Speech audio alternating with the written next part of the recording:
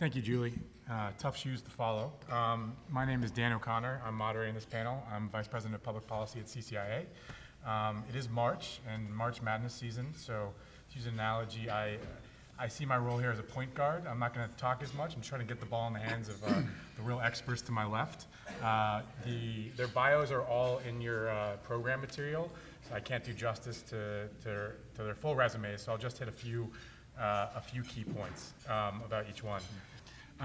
First up is Jeff Manny. Jeff is the founder and executive director of the International Center for Law and Economics. Jeff is a well-known commentator in antitrust and intellectual property policy circles and frequently publishes in the top economic journals. He's also author of an excellent blog, Truth on the Market. I highly recommend you go there and read that. He also, what I learned for this panel, is he strongly dislikes wearing suits. So this is for you folks. It's the commitment to the cause. It's a partial suit. Yeah. Next up is Hanno Kaiser. Hanno is a partner at Latham Watkins in the San Francisco office. He focuses on the intersection of technology and antitrust. He's a long and well-known practitioner with a lot of high-profile companies and cases in the space, and he also really likes loud music, apparently. And next up, as most of you on the ABA circuit are very familiar with, is John Fingleton. John is now the CEO of Fingleton Associates. He's the former chief executive officer of the UK's Office of Fair Trading and the Irish Competition Authority before that. He also has a PhD in economics and degrees from Chicago, Trinity College, and my personal favorite, my alma mater, London School of Economics. So with that, I turn it over to Jeff for opening statements. Thanks, Dan. Thanks to... And my phone, sorry. Dan likes loud phone music. Yeah. Thanks for having me and for putting this panel together. I'm going to try in my customary way to limit myself to only 26 minutes.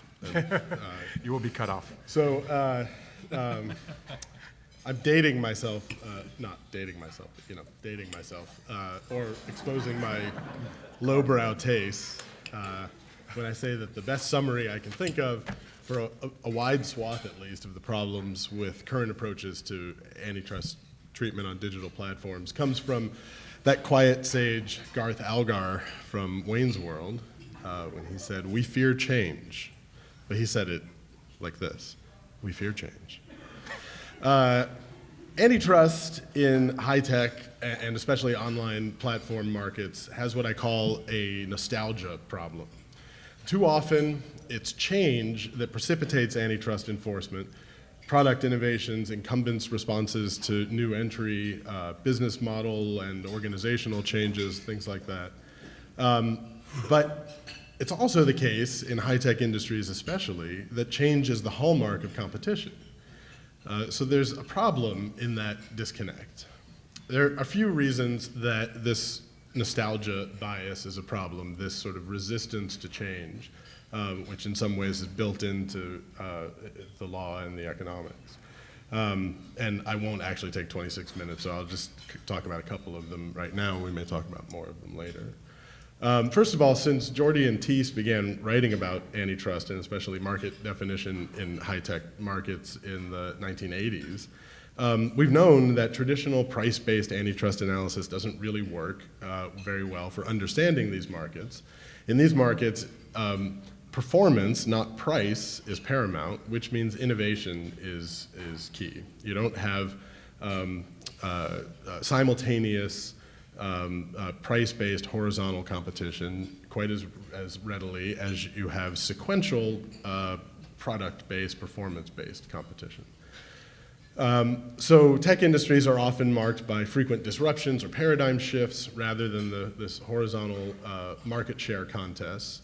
And investment in innovation is an important signal of competition, which comes from the continual threat of new entry down the road, often from competitors who, though they may start with a relatively small market share or may arise in seemingly at least, completely different markets, can rapidly overtake and unexpectedly overtake incumbents. So a big concern for antitrust regulators is often conduct that might impede new entry. And that's appropriate, and it's important not to diminish that too much. But it's also important to remember that innovation comes from within incumbent firms as well, especially confronted with the risk of sequential competition. And market share-based market definition and other approaches in traditional antitrust may overweight foreclosure effects and underweight innovation effects. Again, sometimes this is for good reason too. Innovation effects are extremely difficult to quantify. They're speculative, and this creates a whole lot of problems that we can discuss, but that's no reason to throw out the baby with the bathwater. And it's also important to remember that entry isn't, in the abstract, isn't necessarily welfare increasing, and foreclosure per se isn't necessarily welfare reducing.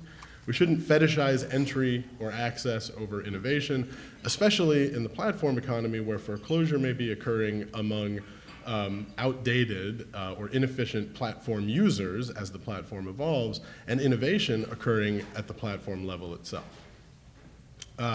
Second point I want to make is just that we've known for a long time that platforms are typically built first by attracting users with business strategies to create and build markets and increase the network of users and content providers. And then sometimes, when possible, once this is proven successful, the model changes. There are constraints placed on existing users and content providers in order that the platform might finally reap the rewards of the investment it made. Or shift cross-subsidization from one group to another as circumstances change, or to build on the installed base in order to evolve and develop the platform. In all of these cases, challenging these new developments means fewer investments, fewer new entrants that will adopt long-term strategies that prioritize long-term development of new businesses and products over immediate returns if they don't think they're ever going to actually get to reap the rewards of those. Paradoxically, excessive concern for the quite possibly costly static effects of innovation, business model change, product design change, price change, on current users or competitors can harm welfare overall in a dynamic sense, right? This is just the classic ongoing battle between static and dynamic efficiencies.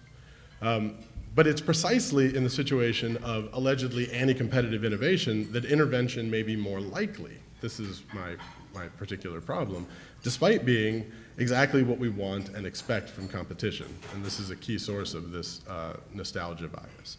So change tends to create antitrust complaints, but to a first approximation, and at the very least in digital marketplaces, we want change.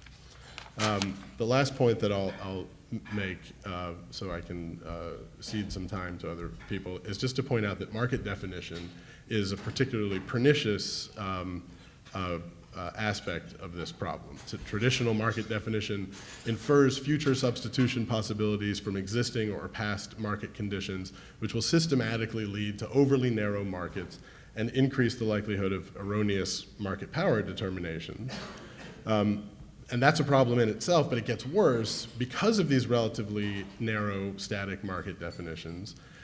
Innovation or other pro-competitive effects may be systematically misidentified as anti-competitive, right? So there's an actual perniciousness here. It's not just missing, it's not just overly narrow markets in which we inadvertently identify too much market power. We also inadvertently identify pro-competitive conduct as anti-competitive, where the benefits of innovation are aimed at competing with rivals outside of an improperly narrowly described market, or where pro-competitive effects are conferred on users or consumers elsewhere on the platform or in another market. They'll be relatively, if not completely, ignored and neglected. But at the same time, those exact kinds of innovations will seem to impose outsized constraints or costs on firms or users or consumers within the improperly defined market, leading to more complaints, more identifiable apparent harm. And these problems are likely to be particularly acute in rapidly changing digital markets. So collectively, and there are other things too, these effects put something of a thumb on the scale in favor of the status quo and to the detriment of innovation, and are problems that we need to think about and think about how to address. Thank you, Jeff. Significantly less than 26 minutes, so good job. Was it less than 10? Yeah. Hanno, the floor is yours. Yeah, if you don't mind, I'll stand Yeah, up. sure. I have a hard time sitting down. We all have our quirks. I talk too So, long. well, thank you he very stands much. up. Thank you, CCIA, and thank you all for being here. I'm super excited to be here because I like talking about this stuff. We're currently at the cusp of a historical transformation of society and commerce, and this is very often kind of put together under the tagline of big data. And it's kind of interesting because what we mean by big data today is something that will be extraordinarily quaint in 5 years from now, because today will be the time of tiny data. We have not even begun the deployment of trillions of sensors that will be reporting data, of ubiquitous wearables, and of near-human level or human-level AI, which we'll probably be seeing in the next 5 to 15 years. So my point here is this. There is certainly a lots of data transformation, and since data will pervade every aspect of our daily lives and of commerce, it shares something with competition and markets. Because we're all consumers, we're all users, we're all producers of data, we're all engaged in commerce in one way or another. So that is the natural intersection, if you will, of the big data problem and the competition problem, which is why every agency concerned with regulating human behavior is currently looking into big data, and so are the antitrust agencies. So what I find myself in a position in fairly often is not to talk about what is big data, because it's hard to define, but what is not big data, or more specifically, what is not a big data antitrust case? And that is actually considerably simpler. And I will just walk through a few categories of typical situations, of standard situations, as they would say in football and soccer, right? That occur all the time, that in my view are not big data cases structurally. And then I'll touch upon like the one area in which I think one can actually talk about big data case, but so far we haven't seen it. So the first non-big data case is what Julie Brill referred to with like the Nielsen Arbitron case, right? Or the Thomson Reuters case. Or in the OFT example, it could be the acquisition of Gorkana by Cision. So these are all providers essentially of databases and access to database services. Right? They make essentially the same thing, the same service. It's a database and access to that database, and they're in regular price competition with one another. In my mind, that is a very straight up normal asset competition case, and the normal ways of looking at competition cases works. A vertical setting example of this could be Google ITA, because ITA clearly was like in the business of licensing out all that information. So in my view, there's really just nothing new here. This is not genuinely a big data case. So then we have the second bucket of cases that deal with companies that help the data controllers, the owners and users of data, in collecting, managing, and analyzing that data. And this covers a wide swath of the information economy. I mean, for example, Google helps Snapchat run essentially the Snapchat platform on the Google Cloud service. Amazon AWS does too, right? This is a situation in which Google is not acting as the big data company. This is a situation in which Google is acting as the service provider to someone who is running their applications on the Google infrastructure. Right? There might be an Oracle that provides databases. There might be an EMC that provides storage solutions. So all these things essentially fall, in my view, along the divide of who's the data controller. That's the person who actually really owns the data, if you will. And one may talk about a data case with those folks. And then there's the data processor. Right? That's essentially the company that provides the infrastructure. In my view, again, these are not genuinely big data cases. These are just cases about companies that help others process, manage, organize their data. Third bucket. Now we're getting kind of like closer. Data and large-scale databases as an essential and as a captive input into the delivery of a product.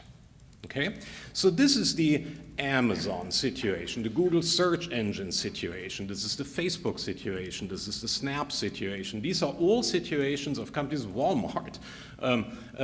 These are all situations essentially of companies in which a lot of data is generated, analyzed, and used internally in order to provide a product and a service. That data is not normally licensed out. There are no third parties that essentially participate in that information, but this is just something that the company uses, the same way that it uses environmental resources or labor. For example, highly specialized labor is certainly just as essential an input into the production of these products as the data that's collected. Most antitrust regulators have correctly analyzed these situations and said, we're not looking at the upstream inputs into your product, we're looking at the competition at the product and service level itself. That's how it used to be, and that's, in my view, how it should be. So these are, again, essentially downstream cases about competition at the service level. So, but now we get into the last category, and that's the one that I find most interesting, and that's the one that's most puzzling, and that sometimes takes the regulators a while to really wrap their heads around. And this is, well, what about large-scale databases as an essential input into the provision of some kind of service? And there is a certain surface plausibility here, or a certain surface closeness between this idea and the essential facilities doctrine, right, both in the US and in the EU. So does the company control something that's essential? Let's just take the random example of Maps data, Google Maps data, right? So is that an essential facility? Does one company control this? Yes, check, right? The inability to duplicate or replicate this. Well, if we look at that particular individual data aggregation, it's probably very hard to replicate this, right? And it's probably very hard to replicate any of these individual data sets because they're all rather unique. They have unique characteristics that others don't have. Is there a denial of access? Usually yes. And is it feasible to provide access? Generally, yeah. You could license this out. You could have APIs. You could have others access it. So that's kind of the surface appeal of an essential facilities doctrine that we see discussed fairly often. But in my view, this is asking a fundamentally wrong question. Because the question is not about the uniqueness of an ontology of data assets. The real question here is, what does it take to build something that competes with the product or service of the company that we're looking at? And this is where we find something truly new about the big data economy, which is a proliferation of data sources. If there's one thing that is truly remarkable about big data, is that it comes from so many different sources. That, by the way, just a little footnote, is one of the many things that is wrong with all these analogies about data is like oil, data is like sunlight, data is like a currency. All this stuff comes from a single source. But data does not. Data comes from, this time, multiple billions of data producers, and in a year and a half from now, we'll probably hit 1 trillion.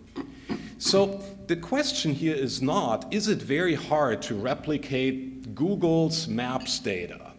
But who can do something like it? And suddenly we'll see, well, UPS can, because they have 100,000 trucks on the street in the US every single day, and they collect data. FedEx can, Tesla can.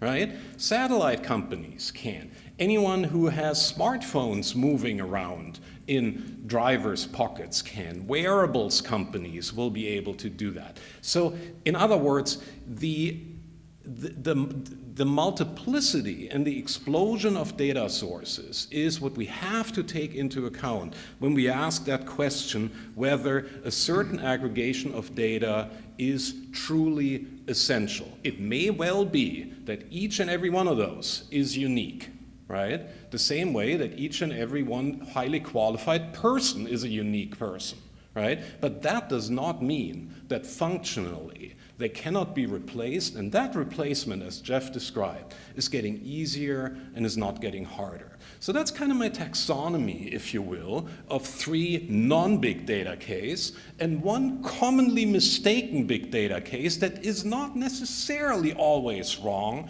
but so far has never been right. Thank you, Anna. Next, I turn it over to you, John. I'll stand. Sure. I'll stand as well, as I've been sitting all morning. Thank you very much. I thought I would, rather than try to duplicate or compete with what's been said, I'd focus in on what government should be doing and what it shouldn't be doing. And let me start by talking first about regulation versus competition and consumer enforcement, because I think that's important.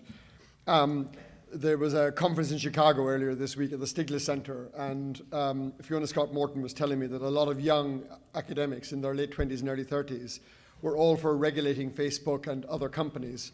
And Nancy Rose stood up and said, "What part of the previous regulation of telecoms did you particularly like? Was it the high prices, the poor quality of service, the rotary dials on telephones, or the delayed entry of mobile?" And we risk having a generation of people who think that regulation of platforms would be a good idea. And I think it's incumbent upon many of us just to remind people that actually that type of regulation in the past has not served consumers or technical progress very well. But what we are seeing is a lot of pressure on competition authorities to be seen to be doing things in this space that they probably shouldn't be doing.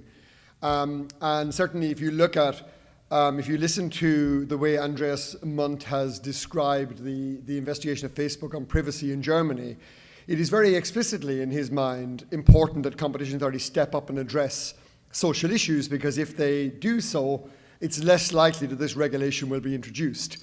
Now, the jury's out on that. There are people in Germany who, notwithstanding what Andreas is doing, want to go ahead and introduce regulation. Doesn't mean he's wrong on that. It may be the right thing within Germany, but it does mean you get that type of incentive for competition authorities maybe to stray out of the traditional territory. Query whether that is advisable, whether it will have a proper effect. The second type of effect you get is the sort of the clever political use of terms that are not particularly new or helpful. So, for example, the line that we pay with data, I find particularly disingenuous. It's not obvious that we pay with data. You talked very nicely about the fungibility of it, the multiple sources of it, but it's a very nice catch line. The other one that competition authorities are increasingly heard to say is they talk about things being free as being a problem. And, you know, radio was free for a very long time and still is, and it was funded by advertising. There are many markets in which we've had two-sided features that have been free for a very long time. But when competition authorities begin to talk about these things that are very, very traditional, not that new, as new things, I sort of worry that what they're doing is they're playing more of a political game. We're trying to be relevant in this debate. And it is unfortunately the case that after the financial crisis, competition policy became much less relevant in policy making. And so I do think that one of the things I worry about in this space is that competition authorities reaching into this space and doing things that they might not otherwise be doing. Second thing I wanted to address is institutions matter and how they do things matter. And I think Julie may have left, but she was talking about how agencies can, lessons from her period in office. I think one of the innovations that the UK did that is not copied by DG Comp or by the US agencies that would be well advised is the practice of non-infringement decisions. I mean, I would love DG Comp just once in its 50-year history to produce a decision where it explains that they've examined this thoroughly and they've decided there has not been a breach of the law, which is a routine thing that John Vickers started, I continued at the OFT. Tim Muris tried to do it in mergers in the United States, I think first with the P&O cruise line case, with giving some explanation. But it's not particularly helpful if the FTC investigates something and decides not to go ahead with it, but doesn't produce a reasoned decision saying, actually, we've looked at this, we've decided there isn't an infringement of the law. And I think some practice of non-infringement decisions would be very good for competition authorities. It means that you can demonstrate to the public that the issue has been looked at, because otherwise you create the sense, actually, we haven't decided to go ahead with this, trust us, we know why we're not doing it. But also there's a question about international learning. I think it becomes much more difficult for copycat competition authorities around the world to bring cases that are not well founded if respectable competition authorities are saying we've looked at this thoroughly and we haven't found an issue. And you look at the way Peter Roth wrote the decision in Google Street Maps in the UK. It is in effect a non-infringement decision. It's a very useful way of thinking, a framework of thinking about cases. So competition authorities are doing things that they probably shouldn't be doing, but actually could be doing more in a legitimate way, I think, that would foster global cooperation that was better, so the moment is often incoherent, but also assuage some of these political and public concerns. Another thing I was going to mention was, and it's very specific, but I think it's relevant also to how the UK tends to look at these things. Of course, my experience is in the UK, and I've worked in Ireland. I know the European system reasonably well. I know the US system very well. And there are things about the UK system I like. The business department in the UK last week produced a very nice report looking at 5 case studies of platform-based competition. So they did search engines, short-term accommodation, music streaming, car insurance price comparison websites, and social networks. And their findings were pretty interesting. So first of all, they found there was very frequent entry, even where there were established incumbents. So for example, the biggest price comparison website for car insurance is the most recent entrant that arrived in what looked like an already well-established market. Secondly, and they find that the new entrant is not less the more concentrated the market is.